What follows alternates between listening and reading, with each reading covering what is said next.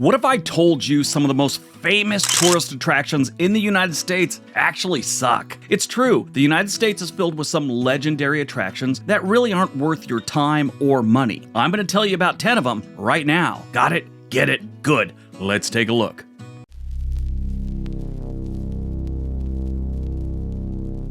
Number 10, the Alamo, San Antonio, Texas. So you finally made it to the Alamo, ready to relive the glory of Texas history, except instead of a sprawling battlefield, you find yourself in the middle of downtown San Antonio and an old building that's probably smaller than your local post office. You look around searching for Davy Crockett's coonskin cap amongst the disappointed tourists and souvenir shops, only to realize the gift shop is actually bigger than the historical site itself. The parking situation is a joke. The neighborhood around it is ridiculous. It's filled with all kinds of lame souvenir shops and Ripley's, believe it or not, but I was there 2 years ago and I've heard they've cleaned that whole area up a little bit. You'll spend about 5 minutes there and realize that the Riverwalk is much more exciting. Hey, but at least you'll officially be able to say, remember the Alamo, just not for the reasons you'd expect. If you look at the reviews on the Alamo, you'll find that most people agree. Why it sucks? It's smaller and less impressive than visitors expected. The Alamo disappoints about 2.5 million people a year.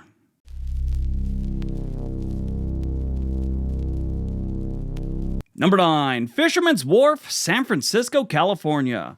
Fisherman's Wharf, been here many a time. This is San Francisco's shimmering beacon of overpriced mediocrity, a place where the only thing fresher than the seafood is the tourists' wide-eye optimism that this will somehow be different from every other tourist trap they've visited. Let you in on a little secret, it's not. This is a place you can experience the thrill of being shoulder to shoulder with strangers as you shuffle past overpriced souvenir shops, all the while taking in the intoxicating aroma of sourdough bread bowls filled with some kind of mysterious chowder substance. While you're there, don't forget to get a selfie with a disgruntled sea lion. Their jaded expression perfectly mirrors your own upon realizing you've spent $18 on a plate of fish and chips that taste suspiciously like cardboard. Fisherman's Wharf is a true testament of the power of marketing over substance. Why it sucks? People consider it overly touristy and lacking authentic local culture. Fisherman's Wharf disappoints about 12 million people a year.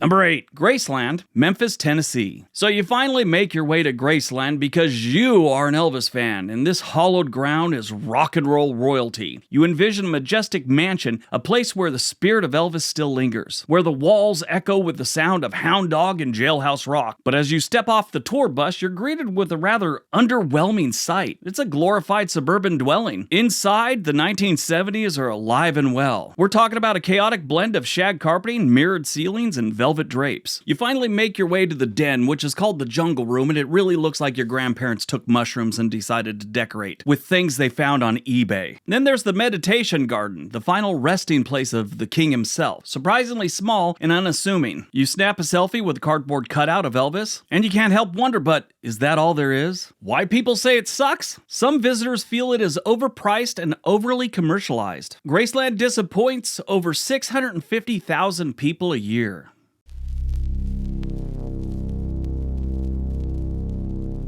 Number 7, the Grand Canyon, Arizona. The first thing you have to understand about the Grand Canyon is it's not in Colorado. Believe it or not, a large amount of this country and the world, for some reason, probably because the Colorado River runs through it, think that the Grand Canyon is in Colorado. No! Not at all. Colorado is actually over a 3-hour drive away from what can be considered the beginning of the Grand Canyon. One fine spring morning, I took that 8-hour drive to the Grand Canyon from Los Angeles, and I have to admit, I was blown away by its majestic beauty. It is so big, it is a little mind-blowing, but that wears off about 10 minutes after you get there. You find yourself staring at a giant hole. It's filled with rocks, dirt, and the occasional bush. I wandered around and watched people from Iowa melt in the Arizona sun. You can spend some money and take a really nauseating trip to the bottom of the Grand Canyon. The only thing you did was change your view from looking into a hole from looking out of a hole. And I thought to myself, this must be what it's like to be buried. Why do people say it sucks? Because it's only cool for like 20 minutes. Tourists started visiting the Grand Canyon in the late 1800s, and the Grand Canyon was established as a park in 1919 when Woodrow Wilson was president. The Grand Canyon disappoints about 5 million people a year.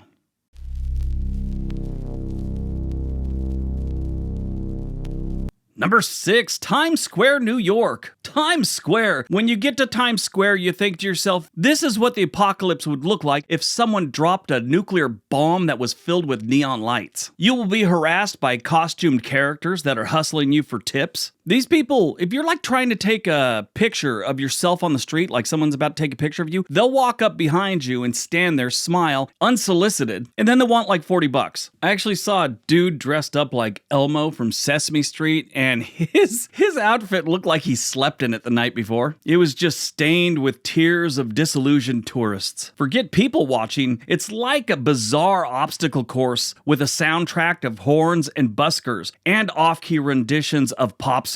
There is no magic to Times Square. It's actually annoying just to visit the place, especially if you go there in the summer. I've been there 4 or 5 different times. Every time I've gone there during the summer, it was miserable. The 3 times I went during the winter and it was a little, crisp outside, it was almost tolerable. But Times Square is not where you want to go for any excitement these days. Actually, if you want any excitement in New York, you probably go over to the courthouse and see what's happening there. It's all in the news lately. This week, it's been a little extra with all the reporters covering the Trump trial in New York City, all with their own take on how the trial is going. And that takes us to today's sponsor, Ground News. One of the worst things about the media we consume is that most news organizations have a habit of catering to one side of the political spectrum. This makes you feel like you're on the correct side of history and whatever issue they're talking about. Ground News, the sponsor of today's video, is trying to make these biases more transparent by giving you the tools to help you think critically about the information you consume. A mission I'm 100% on board with. Ground News gathers related articles from around the world in one place so you can compare how different outlets and sides cover each issue. They provide context about the source and the information. If they have a political bias, how reliable reporting is, and who owns each news outlet. Back in the old days,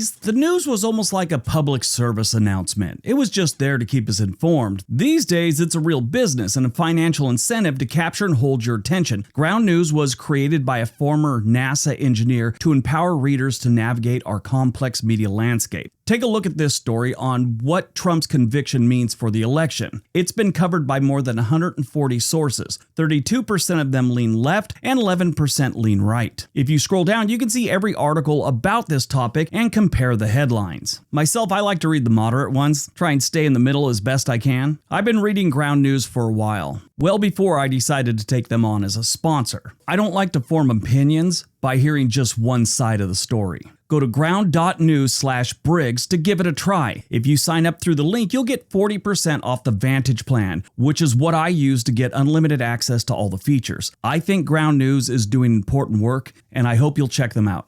All right, back to the video. So why do people hate Times Square? It's overcrowded, expensive, and often seen as a tourist trap that has nothing to do with the real New York City. Over 50 million people are disappointed by Times Square every single year.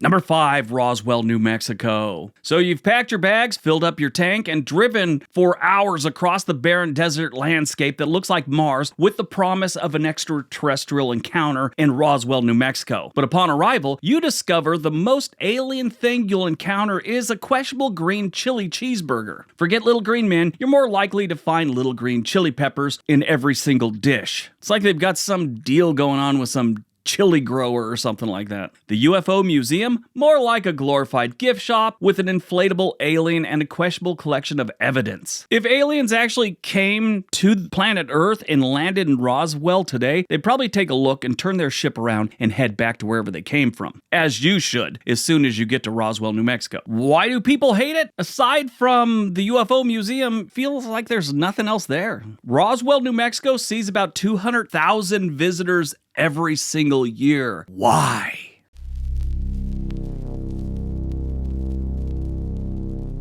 Number 4, Plymouth Rock, Massachusetts. So you finally reached Plymouth Rock, the alleged landing spot of the pilgrims. After hours spent in bumper-to-bumper traffic on Route 3, you'll finally score a parking spot that costs more than your first car. Filled with anticipation, you approach the hollowed ground only to find a rock. It's just a rock.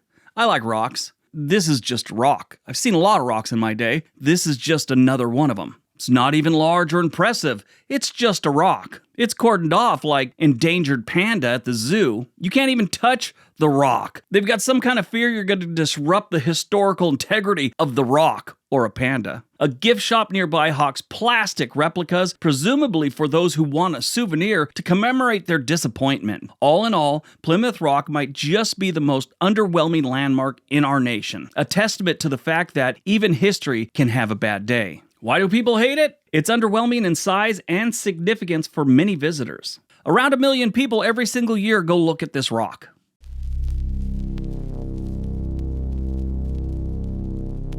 Number 3, Niagara Falls, New York. It's also partially in Canada, but we're talking about the Niagara Falls in New York, where the only thing falling faster than the water is your enthusiasm. This once majestic natural wonder is now surrounded by gaudy tourist traps that make Times Square look classy. Stroll down the main drag, and you'll feast your eyes on the crumbling abandoned hotels. Flashing neon signs advertise a wax museum and enough t-shirt shops to clothe a small army. Forget breathtaking views of the falls. Here, you're more likely to catch a glimpse of some guy in a poncho trying to sell you a selfie stick. That is waterproof. In reality, I think they're all waterproof. Honestly, I think a person that's afraid of flying would enjoy the flight to New York to see Niagara Falls more than the actual falls. Why do people hate it? Well, the American side is often considered less impressive compared to the Canadian side. It's like the Americans are half-assing your Niagara experience. Around 8 million people are disappointed by Niagara Falls every single year.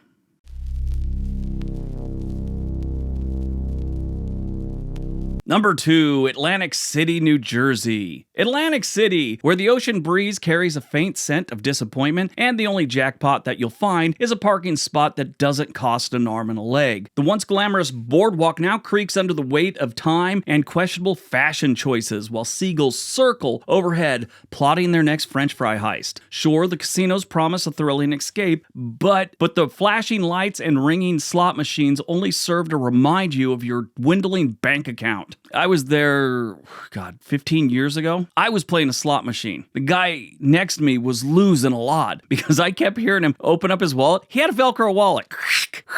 That to me became the sound of bad luck. If you're looking for a vacation destination that leaves you feeling underwhelmed and needing a tetanus shot, Atlantic City is a perfect place to roll the dice on disappointment. Why do people hate Atlantic City? It's often perceived as a run-down city and lacking the glamour it once had. About 27 million people are disappointed in Atlantic City every single year.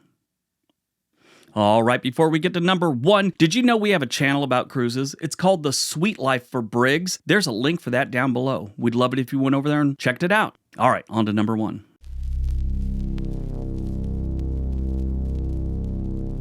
And number 1, the Hollywood Walk of Fame, Hollywood, California. This part of California has sent more wannabe models and actresses back to Iowa than anything else. Most people dream of Hollywood and what goes on in Hollywood, and you're going to make it in Hollywood. That is a shallow pipe dream at best. The Hollywood Walk of Fame is where dreams go to gather dust and chewing gum. Forget the glitz and glamour of the silver screen. This place is more like grime and shine. If anyone ever tells you this is where you go to see stars in, Hollywood or California or something like that, they're lying to you. You're not going to see any stars here. If you do, it's some person that played the cadaver on, CSI Tuscaloosa. If you see a movie star or television star near this place, they've been suckered into some prank show. You know how I told you about New York City has those people that, they'll try and get money out of you for taking a picture of them because they're in some freaking costume? So much worse here. And that's just in front of the Chinese theater. Every place else has people sleeping on the sidewalk, trash is everywhere. It's really a disappointing experience. I was reading this review of the Hollywood Walk of Fame, and this guy was going on and on how there was a Spider-Man there that was overweight and wanted to take pictures with people. And he was just like the gall of this person being an overweight Spider-Man. It's like he was seriously pissed off about Spider-Man being a little thick around the waistline. So why do people hate it? It's often crowded, it's dirty, and an underwhelming experience for visitors. About 10 million people are disappointed by the Hollywood Walk of Fame every single year. All right, that's today's video. Hope you guys enjoyed it. Hope you got some information out of it. Now go out, have a great day, be nice to each other.